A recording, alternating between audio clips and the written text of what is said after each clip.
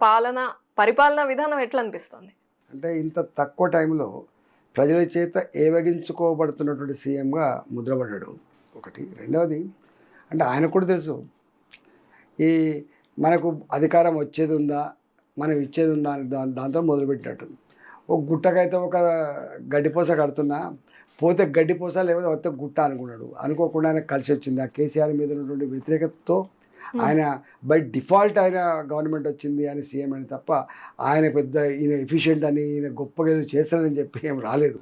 ఇలా ఆయనకి నేను ఎన్నికల ముందు ఒక మాట చెప్పిన, రేవంత్ రెడ్డి గారు ఎన్నడూ ఒక మంత్రిగా పనిచేసిన అనుభవం లేదు, ఎన్నడూ నిలబడి ఒక ఎమ్మెల్యేగా ఒక ఎంపీగా పనిచేసిన అనుభవం లేదు, మరి ఏది పదే మాట్లాడుతూ పోతున్నాడు, మరి ప్రజలు కూడా నమ్ముతున్నట్టు ఉన్నది అని అనిపించింది. అప్పుడే అన్న ఒక మాట, రేవంత్ రెడ్డి ఈ 6 గ్యారెంటీలు ఏమవుతున్నాయి. ఒక గ్యారంటీ ఇప్పుడు రైతుకు సంబంధించిన గ్యారంటీ రాహుల్ గాంధీ గారు వరంగల్ ఆవిష్కరించారు. మహిళా పాలసీ, మహిళా గ్యారంటీ, విద్యార్థి గ్యారంటీ, ఇట్లా అనేక వర్గాలది 6 గ్యారంటీలు పెట్టిండు. నేను అడుగుతున్నా, ఒక్కటంటే ఒక్కటి దీన్ని సంపూర్ణంగా అమలు చేసే దమ్ము లేదు. మహిళలకు ఉచిత బస్సు ప్రయాణం అనేది పెద్ద ఇష్యూ కాదు. కానీ ఇప్పుడు ఇంతెందుకంటే ఇవాళ చూసిన తుమ్మల నాగేశ్వరరావు గారు మాట్లాడుతూ చూసినాం. మొన్ననే రేవంత్ రెడ్డి గారు మొత్తం ఓడింగ్స్ అన్నీ పెట్టించింది తెలంగాణ వ్యాప్తంగా. రైతు రుణమాఫీ చేసి, సంపూర్ణంగా రుణమాఫీ చేసి నా జీవితం ధన్యమైంది.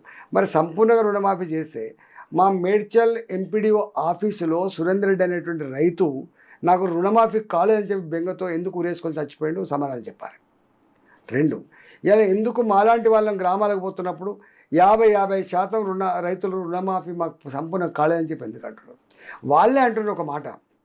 వాళ్ళు ఏమంటున్నారు, అసలు రైతేమో ప్రభుత్వాన్ని నమ్మట్లేదు, ప్రభుత్వం ఏమో రైతు మీద భారం వేస్తుంది. ఏమంటున్నారు, 2,35,000 రుణం ఉందనుకోండి, మీరు 35,000 ఫస్ట్ కట్టిరా, నేను 2 లక్షలు కడతా అంటున్నారు.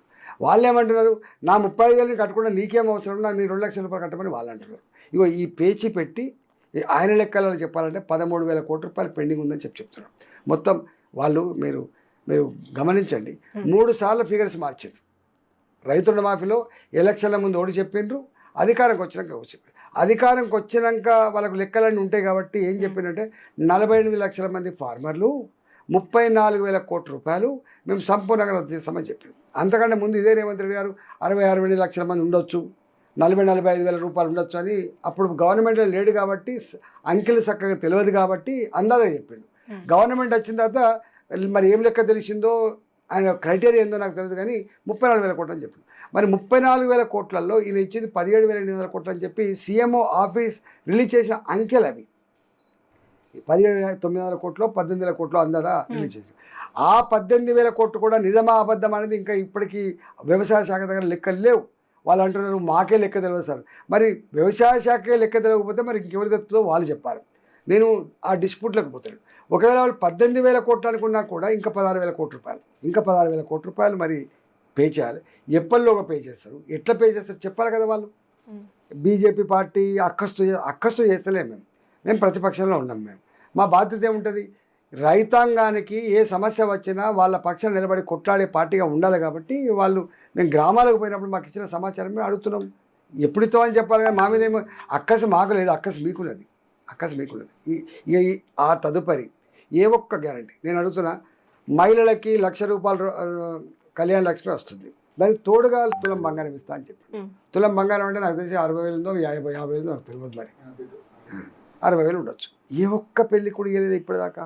ఆడపిల్లలకు మీరు స్కూటీ కొనిస్తా అని చెప్తే డిగ్రీ చదివే ఆడపిల్లకి ఎవరు కొనియకపోతే, ఓ మహిళలారా, ఓ తల్లులారా, మీకు కష్టాలు ఉన్నాయి ఎక్కువ, మీరు కుటుంబాన్ని పోషిస్తున్నారు, 2,500 రూపాయలు నెలకు ఇస్తా అని చెప్తుంది. ఇంతవరకు ఏమి సాకలేదు. 2,000 రూపాయల పెన్షన్ ఏం పిచ్చాది నీకు, తెలంగాణ రిచెస్ట్ స్టేటు 4,000 ఇస్తా అని చెప్తుంది. ఇంతవరకు 4,000 రూపాయలు దేవుడెరుగు, ఉన్న పెన్షన్ పీకెత్తాను రోజుని. ఇవాళ హ్యాండిక్యాప్డ్ పెన్షన్లలో చాలామందికి మీరు వచ్చి మళ్ళీ సర్టిఫికేట్ తీసుకోవాలని చెప్పి పిలిపించుకొని ఆ సర్టిఫికేట్లను కూడా రద్దు చేస్తున్నారు.